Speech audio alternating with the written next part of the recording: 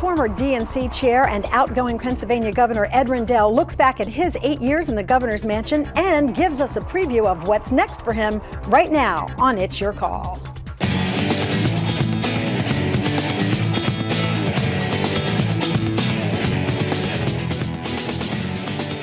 Hello, everyone. It's good to have you with us. I'm Lynn Doyle with an interesting political conversation awaiting us. You see, it's always interesting when we talk with Ed Rendell, who, as you know, is completing his second term as Pennsylvania's 45th governor. His 8 years as the governor followed a run as the chairman of the DNC, and prior to that, he was the mayor of Philadelphia. So, as I say, he's a great one to engage in discussion with about politics. Governor, it's great to have you back with us. Well, great to be back. Okay, so we talked to you when you first went into the governor's mansion. Sure.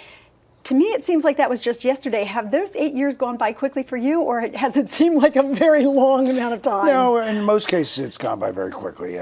There's obviously a lot of frustration. Harrisburg is a difficult place, but every state capital and of course, Washington have become so consumed by partisanship, so consumed by ideologies, so consumed by trying to beat the other side over the head that it's frustrating at times. But there's a lot I feel very good about as I end my time. And, you know, in some ways, I wish I was looking at 4 more years. But you're not looking at 4 more years. But are you looking at politics in your future? No. Let's get that out of the way right away. I mean, the only thing else I could run for is the United States Senate. And after being an executive, district attorney, mayor, and governor, I would find legislative branch very difficult, very frustrating. The slow pace, the fact that I'd have to get people, 50 senators to agree with me to get anything done. I think it would drive me crazy. Now, you know what? There are people sitting out there saying, well, there's one more thing you could run for.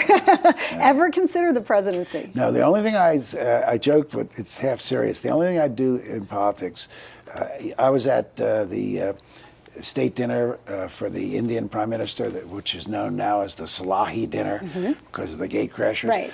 Well, Mayor Bloomberg and I were sitting at one table, and Hillary Clinton came in and didn't see us, and she sat at the table behind us, in front of us, and I came up behind her, put my hands on her shoulders, and I whispered in her ear, I said, I have one political campaign left in me. If she ran for president, I'd love to run her campaign this time. I think she'd win, and I think she'd be a great president. But she's already declared that she is not interested in running for the presidency again. But not in 2012. She's very loyal to President Obama. But in 2016, if her health is good, I think people around the country are going to ask her to run, and I think she will. So we'll see. There might be something in the future for you. You were always a very loyal supporter of Hillary Clinton and came out long before anyone else to endorse her, and you continue to endorse her today. In fact, Hillary and I used to joke that I was the last of the Mohegans. Myself and a couple of congressmen were the last of the Mohegans. When all was lost, we were still on TV pumping for Hillary. Look, I think President Obama has done a good job. I think he gets a lot of unfair criticism. I think no one in our lifetime, Lynn, inherited the problems that he inherited that weren't of his own making. But I still believe Hillary Clinton would be a great president. She's a great decision maker. She's smart as a whip, and she also communicates well with everybody. There are some who say that she can be as influential on history as the Secretary of State as any president could be. Oh, there's no question. But again, make no mistake, the thing that I think has caused Hillary to be so admired in D.C. is that she's a team player. She doesn't go out and create the Clinton doctrine.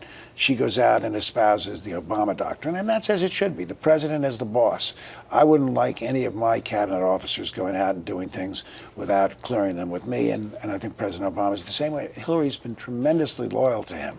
Now, you say that it was frustrating at times for you, particularly as politics has become more partisan. Imagine how frustrating it is for Barack Obama, who promised Americans change, and yet he's not getting the kind of cooperation or the bipartisanship that he needs to affect change. It is absolutely true. And look, the Obama administration made some mistakes, but again, think of the problems they were faced with that weren't of their own making. Nothing like it in our lifetime. And think of the achievements that they have accomplished. I mean, it's pretty significant. But I think the president's sort of finding the right place to be. He's sort of communicating better with the Republicans. He's trying to find common ground. Look, the art of politics is getting things done.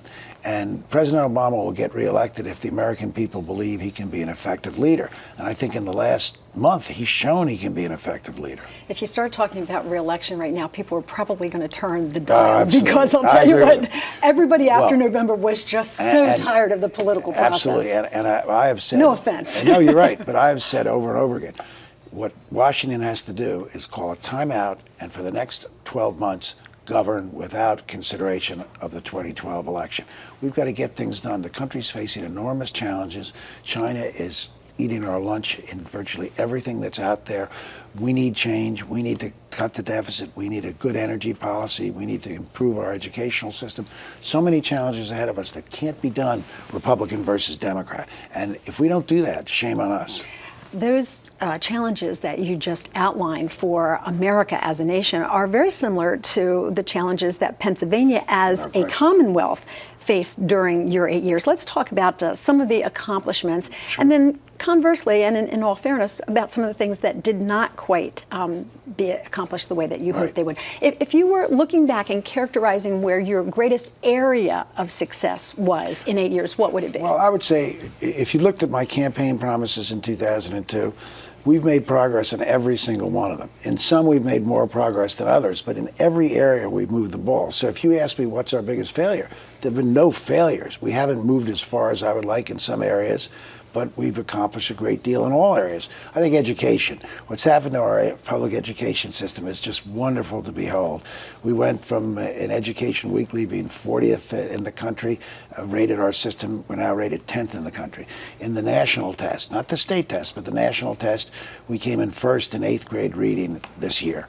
The Education Policy Center in Washington said that Pennsylvania is the only state in the union in the last 8 years to make progress on the national test at every grade level and at every subject matter tested. So education, we've moved light years, and it's good targeted spending, not just blank checks for the school district, Lynn, but targeted spending to early childhood, to technology in the classrooms, to teacher training. Those are the things where money can make a difference and has made a huge difference for Pennsylvania. And education today is so different than even when my kids or your son was in school years ago. I mean, that early education, that the technology, none of that existed for them. I mean, our kids know, my grandsons who are 4 in preschool know more about technology than I will ever know in my entire life, and they're learning differently as a result. And it's really true. We now have funded laptop computers at every desk in every one of the 4 core curriculum classes from 9th grade to 12th grade. And it's called Classrooms of the Future. You go into a Classroom of the Future classroom and see the kids. It's 2 kids to a laptop. The teachers have smart boards. The teachers have been trained how to use the smart boards. And the room is alive. Everyone's buzzing. Everyone's having fun finding the answers on the computer. When we were in school, a teacher would stand at a blackboard, read something out of a textbook, make a few notes on the blackboard, and most of the kids would be until the nun came along and slapped your hand. But now these kids, these classrooms are almost on fire. It's wonderful to see. Well, that's good. I'm glad to see that because, of course, my grandsons will be in the Pennsylvania school system for quite some time now. We're going to take a break. That's one area. Hard to believe. Getting easier to believe every day, Governor. We're going to take a break. We've talked about some successes. We are going to take a look back and see where things might have worked differently. So if you want to stick around with us, email us your questions at lynn@lynndoyle.net and find us on Facebook, Twitter, and YouTube.